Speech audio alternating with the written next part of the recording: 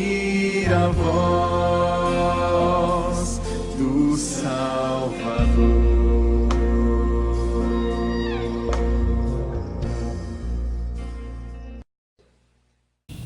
Abra sua Bíblia na carta de Paulo aos Romanos. Nós vamos ler no capítulo 15, versículo 13. Carta de Paulo aos Romanos, capítulo 15, versículo 13. Vamos todos acompanhar no texto das Escrituras aquilo que ela nos diz. Romanos 15, 13, diz assim a palavra: e o Deus da esperança vos encha de todo o gozo e paz no vosso crer, para que sejais ricos de esperança no poder do Espírito Santo. Vamos ler mais uma vez. E o Deus da esperança vos encha de todo o gozo e paz no vosso crer, para que sejais ricos de esperança no poder do Espírito Santo. Amém. Que Deus fale conosco nessa noite, irmãos. Eu gostaria de compartilhar com vocês sobre a esperança que vence o medo. A esperança que vence o medo. Essas foram, irmãos, as primeiras palavras que Lula, ao ser empossado como presidente do Brasil, disse no seu discurso. A esperança venceu o medo. É característica da classe política usar um tom de otimismo e palavras de otimismo nos seus discursos. Eles fazem isso porque sabem que as pessoas e a população, de um modo geral, ela precisa ouvir, pelo menos ouvir palavras de estímulo que deem alguma esperança, palavras cheias de otimismo, mesmo que tais palavras não venham a condizer com a realidade que elas vivem. Muitas vezes o otimismo de discursos políticos vão contra todas as expectativas, contra os dados que são levantados, contra aquilo que se vê, que se percebe, que principalmente se vivencia no dia a dia da experiência comum da maioria das pessoas. São discursos repletos de otimismo, mas um otimismo que não corresponde, e que leva muitas vezes a uma frustração. Na verdade, são palavras que são mera ilusão, que na verdade não são acompanhadas de uma praxis, de uma prática, de medidas que venham realmente a trazer esperança e alento, e tornar as pessoas realmente otimistas em relação ao país em que vivem, à cidade em que vivem. Otimismo em discursos assim, irmãos, produzem uma falsa esperança, uma falsa expectativa. A Bíblia, ela fala muito de esperança, mas a esperança no contexto bíblico é muito diferente do otimismo, porque o otimismo, na verdade, é uma atitude que se assume sem garantia alguma. A pessoa otimista é uma pessoa que se assumiu assim, mas que não tem garantia alguma, que não pode realmente afirmar que segundo aquilo que ela espera, realmente acontecerá. A esperança bíblica, ela aponta numa direção completamente diferente. Quando Paulo escreveu a carta aos Romanos, e um dos temas principais desse texto bíblico é exatamente a esperança, Paulo escreveu à igreja de Roma, que naqueles dias era a capital do império, e era o centro político naquela época.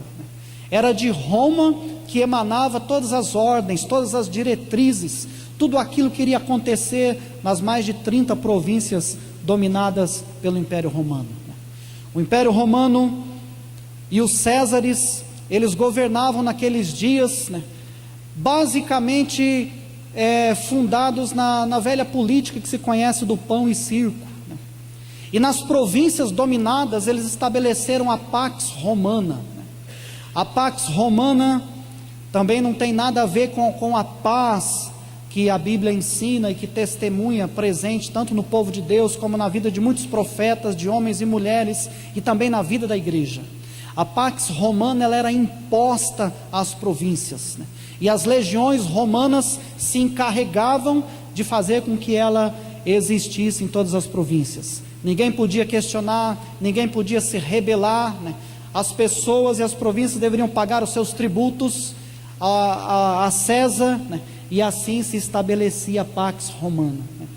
Era uma paz, né? Mas que não podia ser interiorizada, né? Experimentada na existência, na alma de cada pessoa e de cada cidadão, né? Paulo escreve, irmãos, aos crentes romanos, né, que habitavam ali a cidade de Roma, né, e ele fala da esperança. E nesse versículo que nós lemos, o versículo 13, ele cita 2 vezes a palavra esperança. Primeiro ele diz que o nosso Deus é o Deus da esperança. E é interessante e significativo isso, né? Porque o Deus de Israel, ele é o Deus da esperança, né? É o Deus cujos filhos depositam nele todas as suas expectativas, né? Ele é o Deus da esperança. E Paulo também diz, né, que o povo de Deus é marcado pela esperança. Ele diz: para que sejais ricos de esperança no poder do Espírito Santo. É essa esperança, irmãos, que produz fé, que produz força, que produz vitória na vida do cristão. Essa esperança que afasta o medo, né, e que produz na vida daquele que espera em Deus a alegria, né, a alegria de pertencer ao Senhor, né, a alegria que independe das circunstâncias, né, uma alegria e uma paz que não está vinculada às intempéries, às mudanças, àquilo que ocorre no nosso mundo exterior. Agora eu gostaria, irmãos, de perguntar aonde que nós podemos encontrar essa esperança. Muitas vezes nós falamos de paz, de amor, de esperança. Até agora, quando morreu o câmera lá, né, da Band, né, a esposa falou sobre amor, sobre paz, né? Mas muitas vezes nós falamos sobre esses conceitos como conceitos abstratos, como abstrações da nossa mente, né? E que nós, assim, até de certa forma desfrutamos de um prazer em pensar sobre isso, né? Em refletir, em elaborar conceitos, frases, né? Até ouvir músicas, ler textos que falam sobre isso, né? Mas a esperança bíblica, ela não pertence ao campo das abstrações, né? Na verdade, ela está calcada e fundamentada no solo da existência daqueles que resolveram seguir a Deus, né, e andar nos seus caminhos, né? A esperança bíblica, ela se reveste de concretude, ela é concreta. Podemos até dizer assim que ela é pragmática, ela acontece na existência, né? Ela marca vidas de pessoas, né? Ela se faz sentir no clima, no ambiente da igreja, né? Então é uma esperança concreta que vai muito além das nossas abstrações. Aonde que nós podemos encontrar essa esperança então?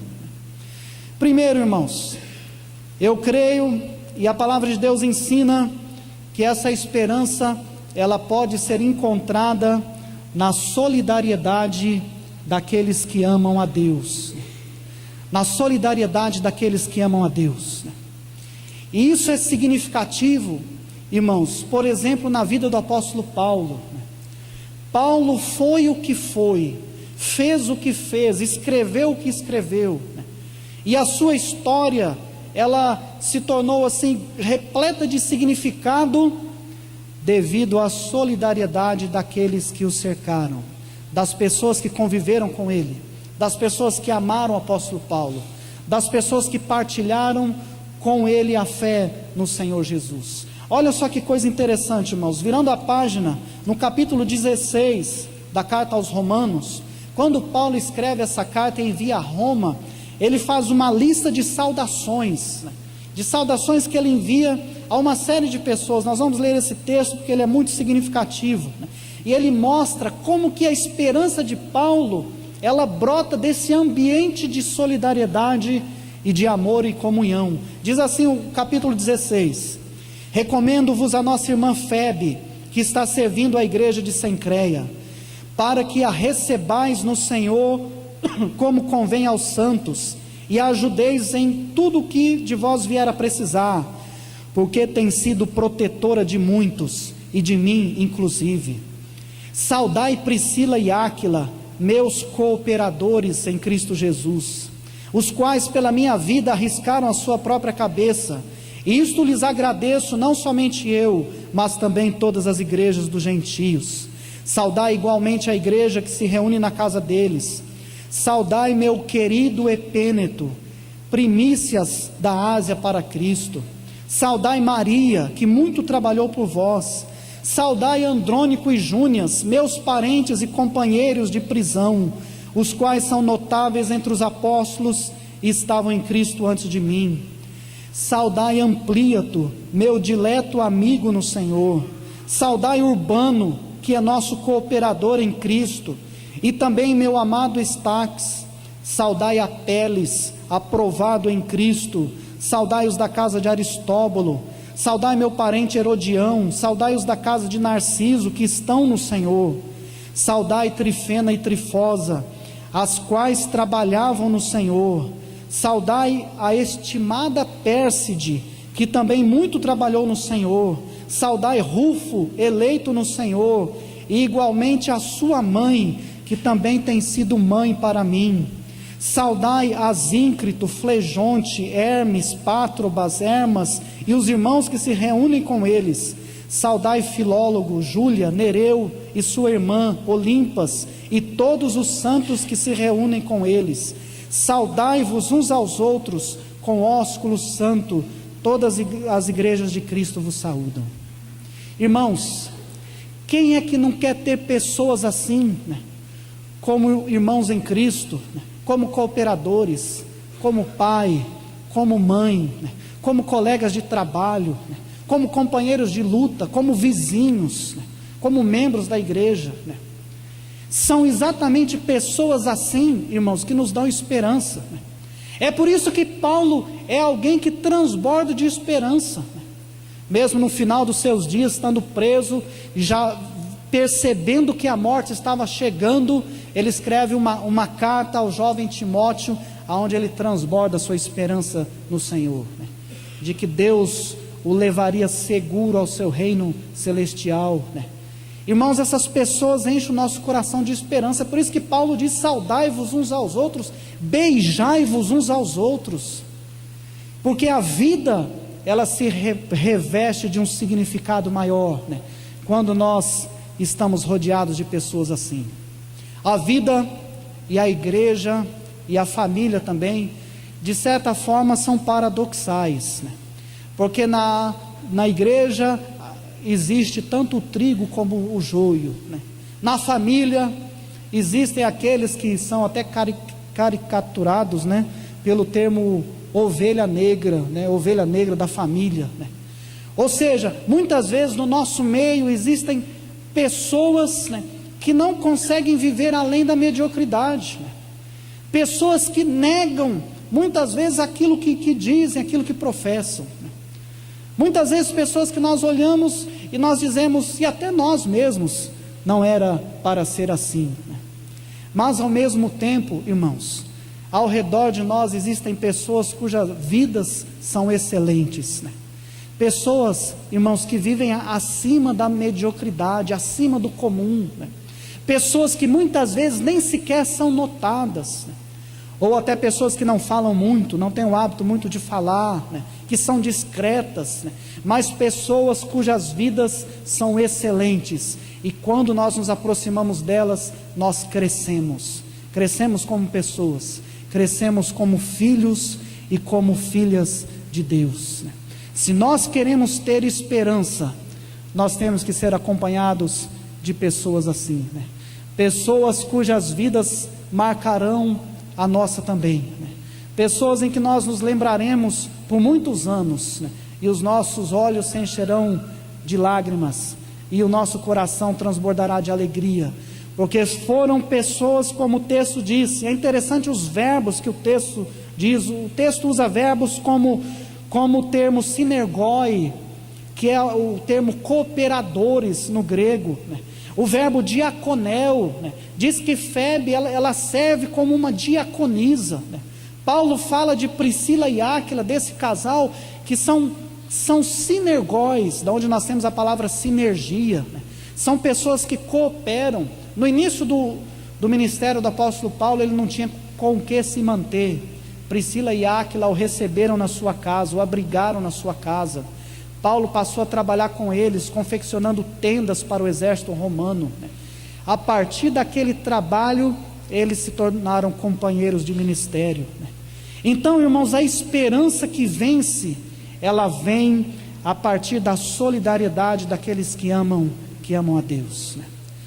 Nós temos, irmãos, no mundo que nós vivemos atualmente, não somente nós adultos, mas jovens, adolescentes e crianças, nos aproximar de pessoas excelentes. Normalmente nós olhamos por cima e nós enxergamos a multidão e nós criticamos e lamentamos o fato dessa multidão de hoje ser uma multidão superficial, né? Rarefeita, né? Não dada a relacionamentos profundos, mas entregue a relacionamentos pragmáticos, fisiológicos, interesseiros, com segundas intenções, né? E nós olhamos para essa geração e entramos em agonia. Mas existem crianças, adolescentes, jovens, homens e mulheres excelentes, né? Que se destacam e sobressaem, né? E é exatamente essas pessoas que irão contribuir para que nós possamos ter esperança. Se você quer ter esperança, ande com quem anda com Deus, né? Caminhe com quem caminha e trilha caminhos que poucos adotam, que poucos optam por eles, né? Porque Paulo foi o que foi, irmãos, não porque ele era alguém extraordinário, superdotado, né? Um grande homem, né? Com grandes talentos, nada disso. Paulo tinha sérios problemas, né? Com temperamento, com domínio próprio, no relacionamento para com as pessoas, né? Mas o primeiro companheiro, o primeiro amigo de Paulo foi Barnabé. Ninguém queria receber Paulo na igreja, porque Paulo era o perseguidor, né? Que consentia na morte de cristãos. Ninguém queria acreditar que ele se converteu, mas Barnabé deu crédito a Paulo, né? E se colocou do lado dele, né? E o introduziu na igreja, né? E na primeira missão realizada pelo cristianismo, Barnabé levou Paulo consigo, né? E por isso Paulo se tornou o maior missionário cristão, por causa de Barnabé, né? Porque Barnabé investiu na vida dele, né? A esperança, ela está na solidariedade daqueles que amam a Deus, né? Daqueles que se apegam a Deus, né? Daqueles que se tornam sinergóis, cooperadores, né? Diáconos que servem, que amam. Olha que coisa interessante, irmãos, quando Paulo diz: saudai Rufo, saudai a sua mãe, que também tem sido mãe para mim, né? Quem é que pode dizer isso, irmãos? Isso se torna cada vez mais raro nos nossos dias, mas esse é o caminho para a esperança e para a realização. Segunda coisa, irmãos, onde que nós podemos encontrar a esperança? Nós podemos encontrar a esperança também nas promessas do Deus que não falha jamais, né? Nas promessas do Deus que não falha jamais. O versículo 13 diz que Deus é o Deus da esperança. Deus é o Deus da esperança, né? E é interessante, irmãos, que o paradigma, o referencial, o modelo de esperança que nós temos é Abraão, né? Abraão é o nosso pai na fé, né? Ele é o pai, né, de judeus, né, de muçulmanos, né, e de cristãos também, né? Se nós temos alguém como modelo e como referencial, se nós queremos aprender como crer e como ter esperança, nós temos que olhar para Abraão, né, para a sua vida e para a sua maneira de agir e de se relacionar com Deus, né? O capítulo 4 de Romanos, versículo 18, diz assim, Romanos 4, 18: Abraão, esperando contra a esperança, creu, para vir a ser pai de muitas nações, segundo lhe fora dito, assim será a tua descendência. E sem enfraquecer na fé, embora levasse em conta o seu próprio corpo amortecido, sendo já de 100 anos e a idade avançada de Sara, não duvidou, por incredulidade, da promessa de Deus, mas pela fé se fortaleceu, dando glória a Deus, estando plenamente convicto de que Ele era poderoso para cumprir o que prometera. Irmãos, nossa esperança jamais deve estar ancorada no sistema sociopolítico da nossa nação, né? Porque a esperança, ela não se concretiza nas instituições, né? A esperança, ela não se realiza através das estruturas de poder, né? Isso é um grande engano, é uma grande ilusão. Então não adianta nós esperarmos, irmãos, que o quadro sociopolítico venha alimentar a nossa esperança. Na verdade, nós devemos orar para que realmente mude, né? Mude o quadro. Nós não podemos ter uma visão fatalista da história, né?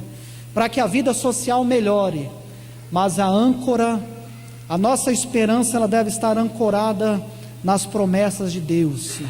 A melhor âncora da esperança é as Escrituras Sagradas, né? Porque elas não falham, irmãos, né? Aquilo que Deus diz, né, Deus realiza, né? Quando Deus fala, as coisas acontecem, né?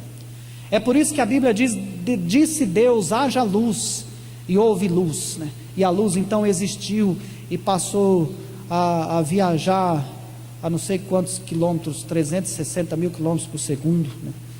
Deus fala e as coisas acontecem. Deus chegou para Abraão e disse: Abraão, tu vais ser um pai de muitas nações, né?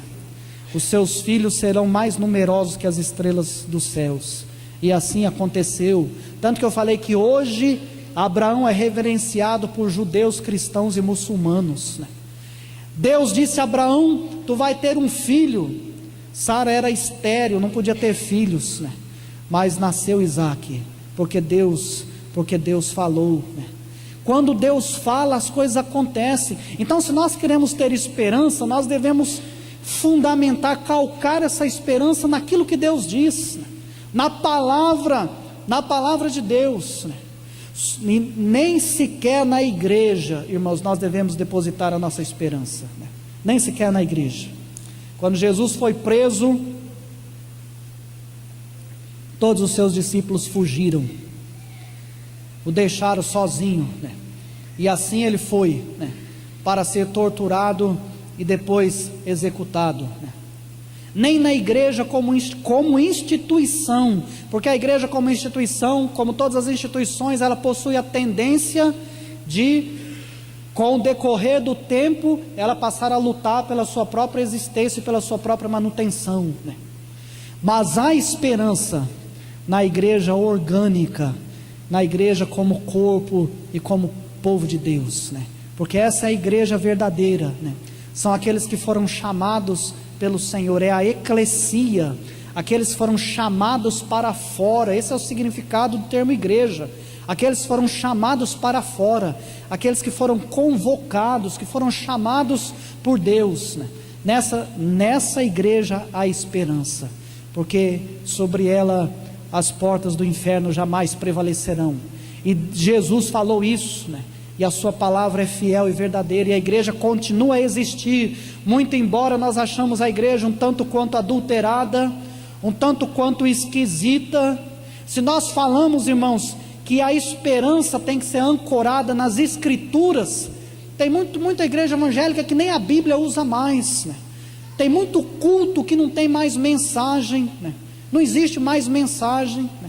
Na verdade, muitas igrejas passam a pregar um evangelho de autoajuda, é um psicologismo, mas a esperança verdadeira, ela só pode ser fundamentada na palavra de Deus. Quando Deus fala, as coisas acontecem e as coisas se realizam, né? Deus, Ele é maior que a própria esperança humana, né? Maior do que qualquer otimismo, né? Qualquer otimismo, né? Abraão, ele creu, ele acreditou em Deus, ele acreditou naquilo que ele ouviu de Deus, né? E por isso ele se tornou o pai da fé, com todas as suas ambiguidades, com seus pecados e limitações, né? Mas ele se tornou o modelo para nós, né? Se nós queremos ter esperança, nós devemos também ouvir, né? Ouvir aquilo que Deus fala pela sua palavra, né? Ouvir aquilo que Deus diz, né? E aí nós seremos bem-aventurados no mundo que nós vivemos. Eu queria terminar, irmãos, citando 3 frases sobre esperança. A primeira de Samuel Johnson. Ele diz que a esperança, ela é uma espécie de felicidade. E é interessante isso, né? Porque é feliz aquele que espera, aquele que aguarda na expectativa a realização concreta dos atos de Deus na sua história, né? É feliz aquele que tem esperança. Aquele que tem esperança, ele é feliz, né? William Shakespeare, ele diz o seguinte: a verdadeira esperança é veloz e voa com asas de andorinha, dos reis faz deuses e de criaturas inferiores reis. Para Shakespeare, né, a esperança, ela reveste o homem de uma grandiosidade, muito embora ele não possua esse status, né? Porque rei é aquele que faz parte da linhagem e que herdou o trono, né? Não é qualquer plebeu que pode se tornar rei, né? Mas aquele que possui esperança, ele é elevado na sua humanidade e na grandiosidade do seu espírito à categoria de um rei, né? De reis faz deuses, de criaturas inferiores reis, né? E Paulo diz em Romanos 8 ainda, que na esperança nós fomos salvos, né? Nós fomos salvos na esperança, né? Na esperança, irmãos, né, de que a plenitude da vida e da existência e todo o seu significado e toda a sua realização, tudo isso está contido no Evangelho. Tudo isso está contido no Evangelho da salvação, né? Porque todos nós anelamos por algo melhor do que esta vida, né? Por algo maior do que isso, né? E tudo isso que é melhor, tudo isso que é maior, tudo isso se encontra na esperança que nós temos no Evangelho do Senhor Jesus. O Evangelho, ele traz essa realidade, né? Ele dá mãe a quem não tem mãe, né? Dá irmãos, né, àquele que não possui irmãos, né? Cooperadores, né, aqueles que prestam serviço, aqueles que chegam para ajudar, né, aqueles que pelas suas vidas, né, fazem da nossa vida uma vida repleta de esperança, né? Esses são 2 caminhos, irmãos. Eu creio que se nós trilharmos eles, nós seremos pessoas cheias de esperança, porque aqueles que estão ao nosso redor fazem com que nós sejamos assim, né? E porque nós conhecemos as promessas de Deus, né? E aí nós fundamentamos a nossa vida e as nossas decisões e nossas escolhas naquilo que Deus promete, porque se Deus prometeu, Deus o fará, né? E fará da melhor forma possível, né? E fará aquilo que é melhor, aquilo que é bom e aquilo que vai nos tornar homens e mulheres melhores, porque mais próximos do Senhor, né? Mais perto de Deus, né? E mais confiantes nas suas promessas.